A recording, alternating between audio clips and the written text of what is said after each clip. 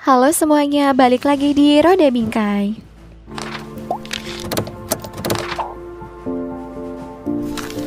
Penemuan senjata nuklir menjadi babak baru bagi peradaban umat manusia.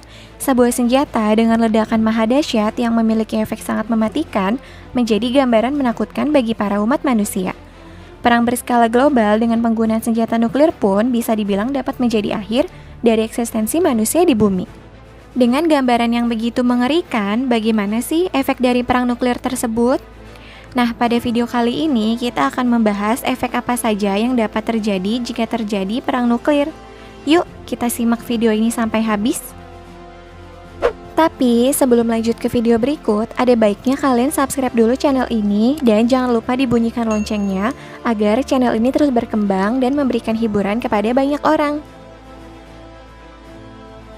Number 1.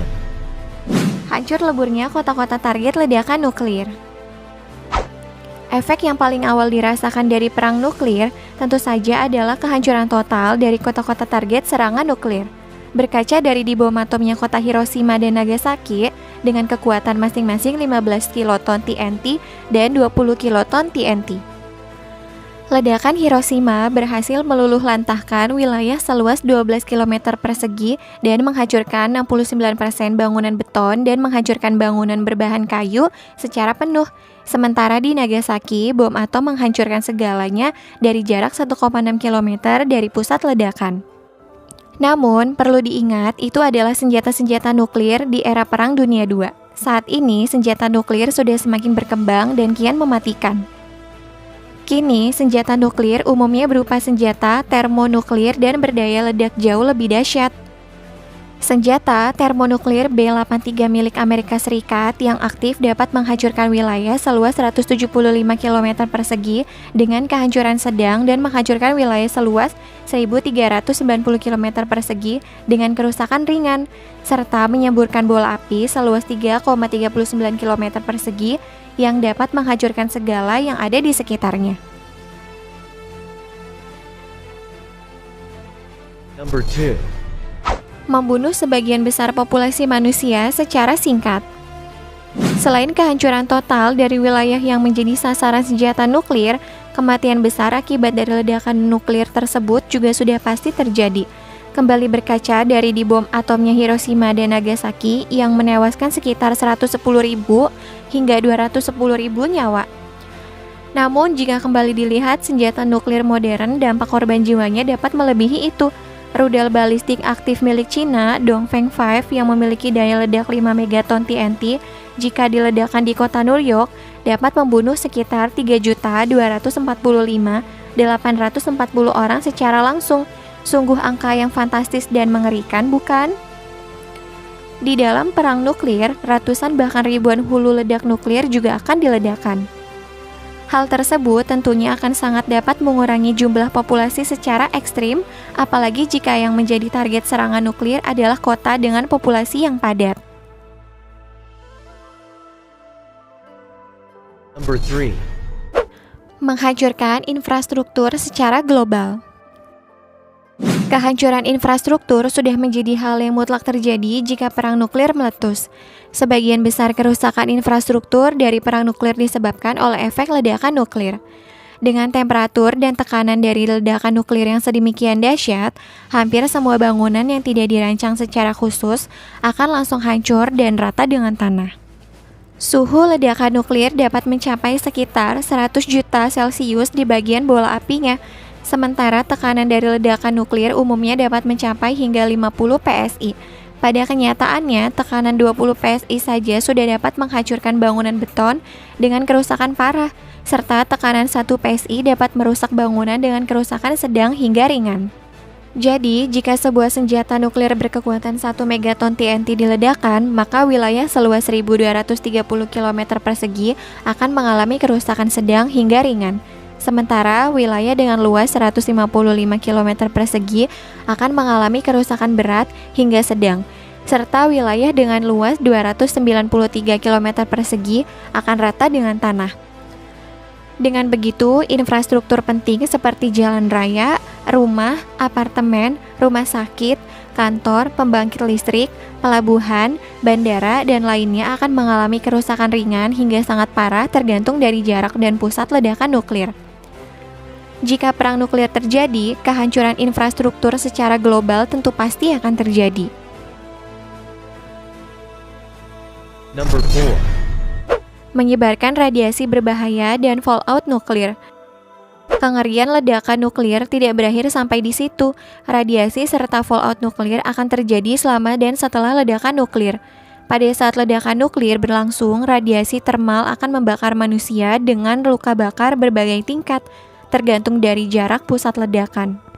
Selain radiasi termal, pancaran radiasi pigeon, sinar gamma, partikel alfa yang sangat mematikan bagi tubuh juga akan terjadi selama dan setelah ledakan nuklir.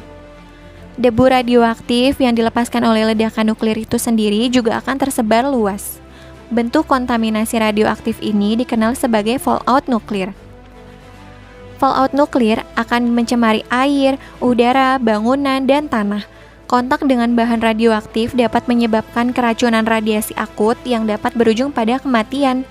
Sementara orang-orang yang selamat dari fallout nuklir juga akan mengalami nasib buruk.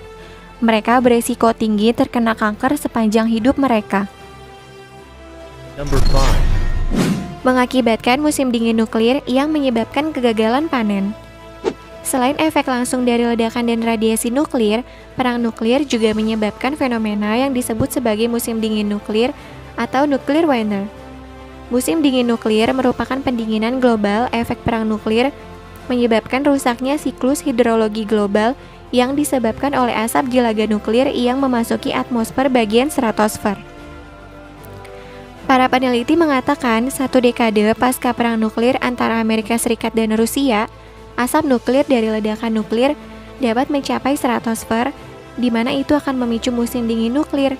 Hal itu secara efektif akan menghalangi sinar matahari, sehingga dunia akan dilanda suhu di bawah titik beku.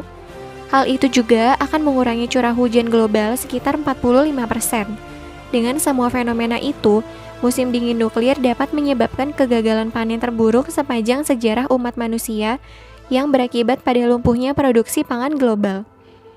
Para ahli mengatakan, tidak adanya produksi pangan selama 1 tahun mengakibatkan sebagian besar manusia di planet ini akan kehabisan makanan dan mati kelaparan. Number 6. Mematikan serta merusak seluruh perangkat elektronik.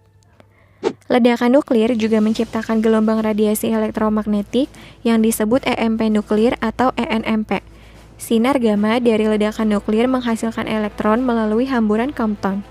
Pada ledakan nuklir tinggi, elektron ini ditangkap di medan magnet bumi, di mana menghasilkan ENMP yang berlangsung sekitar 1 milidetik. Efek sekunder dapat berlangsung lebih dari 1 detik.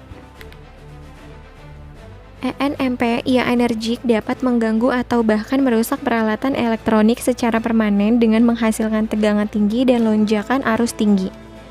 Komponen semikonduktor yang umum pada perangkat elektronik modern sangat berisiko mengalami kerusakan permanen.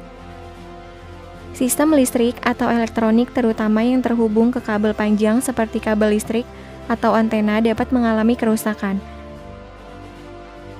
Number 7. Mengakibatkan punahnya spesies umat manusia dan hewan. Perang nuklir dengan kombinasi dari efek ledakan nuklir yang menghasilkan kehancuran fisik, radiasi nuklir, fallout nuklir, ENMP, dan musim dingin nuklir yang mengakibatkan runtuhnya peradaban, kemungkinan kepunahan umat manusia sangatlah tinggi. Perang nuklir secara tidak langsung dapat berkontribusi pada kepunahan manusia melalui efek sekunder termasuk kehancuran lingkungan, kehancuran sumber pangan, kerusakan infrastruktur, dan keruntuhan ekonomi. Di dunia sekarang, terdapat sekitar 13.080 hulu ledak nuklir, sekitar 9.600 hulu ledak dilaporkan aktif.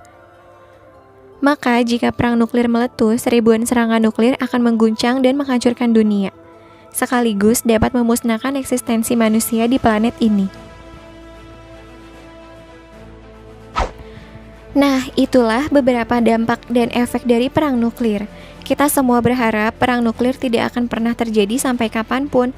Semoga dunia tetap berada di jalan perdamaian dan kemanusiaan. Anyway, mungkin cukup sampai di sini aja ya video kali ini. Sampai jumpa di video berikutnya. See you.